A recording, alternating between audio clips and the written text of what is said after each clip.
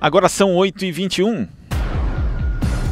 Camila Mantovani, integrante da Frente Evangélica pela Legalização do Aborto, se viu obrigada na última semana a deixar o Brasil, depois de sofrer perseguições e discurso de ódio pelas redes sociais por seu ativismo. Camila relata que as ameaças se intensificaram após a participação da frente na audiência pública, que tratou do processo que questiona artigos do Código Penal que criminalizam o aborto. A reportagem é de Ana Rosa Carrara. Perseguições, discurso de ódio nas redes sociais e ameaças de morte aos familiares. Foram essas ações violentas que fizeram a ativista cristã e feminista Camila Mantovani deixar o Brasil na semana passada.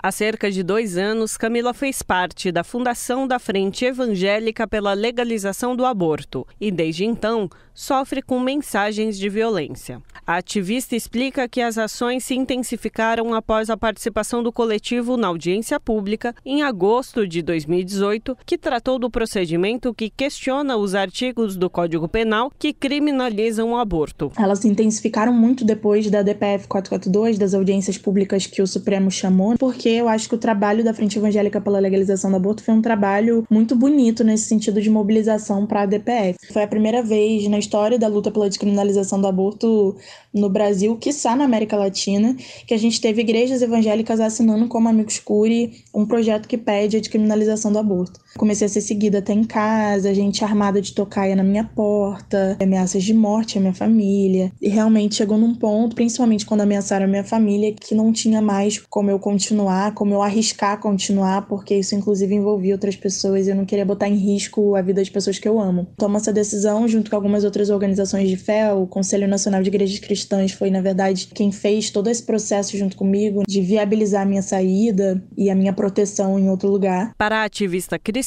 a violência sofrida por ela tem relação com o avanço do fundamentalismo na América Latina. A gente tem assistido apavoradas, assim, uma ofensiva fundamentalista que, na verdade, está acontecendo em toda a América Latina. A gente, inclusive, entende que essa ofensiva fundamentalista ela é muito reflexo de um projeto político imperialista mesmo dos Estados Unidos e que tem surtido muito efeito politicamente. E no Brasil, eu acho que é onde a gente vê o maior reflexo disso. Para além de ter uma bancada religiosa no Congresso que legisla baseado na sua fé, baseado na sua religiosidade, tem fundamentalismo no judiciário, no executivo, é a igreja decidindo sobre a vida dos cidadãos brasileiros. É muito triste isso acontecer em pleno 2019, a gente vê um retrocesso total e completo desse conceito que pra gente é tão caro, que é o conceito de laicidade do Estado. Diversas entidades de luta por direitos das mulheres se posicionaram em solidariedade a Camila. Uma delas foi a Organização Católicas pelo Direito de Decidir.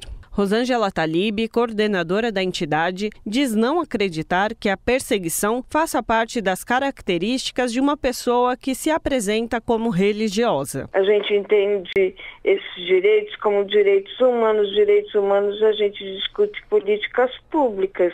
O não diálogo, perseguição, ameaça, é uma coisa muito estranha, né? Para quem se diz religioso, para quem se diz cristão. Em paralelo ao crescimento do fundamentalismo nas igrejas, há cada vez mais mulheres religiosas compreendendo a necessidade de igualdade de gênero para que exista justiça de verdade. Narra Camila Mantovani. Pensar mais criticamente a relação com a religião, com a fé, com a Bíblia. A gente sabe que existe um avanço do feminismo dentro das igrejas, graças ao bom Deus. Então, se cada vez mais mulheres evangélicas se reivindicando feministas, pensando a sua fé a partir da justiça de gênero, entendendo que o reino de Deus não se faz sem justiça de gênero, não se faz sem igualdade para todas as pessoas e que, portanto, é importante repensar a religião à luz dessa verdade do reino de Deus, que é a verdade da justiça. E isso tem ameaçado completamente as estruturas hierárquicas, as estruturas de poder de dentro das igrejas. E é isso que faz com que as pessoas fiquem com tanto ódio da gente. Na história do cristianismo, a gente está acostumado a ver isso. Quanto mais perseguição, mais a mensagem se expande. Camila aponta que uma das suas maiores preocupações no momento é a tentativa da bancada evangélica do Congresso de aprovar o Estatuto do Nascituro, que altera o artigo 5º da Constituição para acrescentar a abre aspas, inviolabilidade do direito à vida, desde a concepção, fecha aspas. Isso que já era um projeto antigo dos fundamentalistas que estavam no Congresso, agora tem uma chance muito maior de passar, porque tem o governo inteiro que faz coro com esse projeto. A senadora que é redatora dessa PEC 29, ela até fez uma emenda, né, que coloca, na verdade, um retrocesso só para cardioencefalia, mas risco de vida para a mãe e estupro permanecem como sendo legais. Só que, na prática,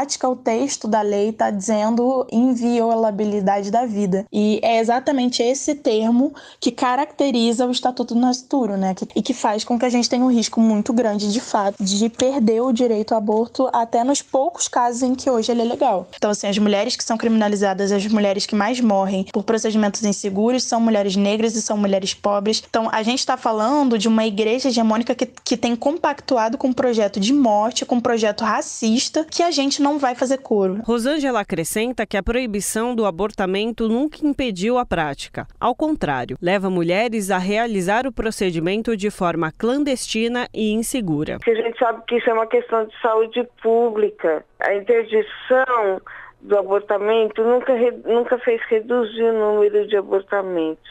O que faz isso acontecer na clandestinidade. Muitas vezes mulheres acabam tendo consequências para sua vida inteira em termos reprodutivos, quando não pagam pelo óbito, né? Quando é perfeitamente evitável. Tentativa de imposição que na verdade refletem posições muitas vezes que não laicas, né? Quando a gente fala de políticas públicas, a gente fala de políticas que atinjam e que satisfaçam toda a população. A proposta de emenda à Constituição contra o aborto, apresentada pela senadora Juíza Selma, do PSL, deve ser votada na próxima quarta-feira pela Comissão de Constituição, Justiça e Cidadania. Ana Rosa Carrara, Rádio Brasil Atual.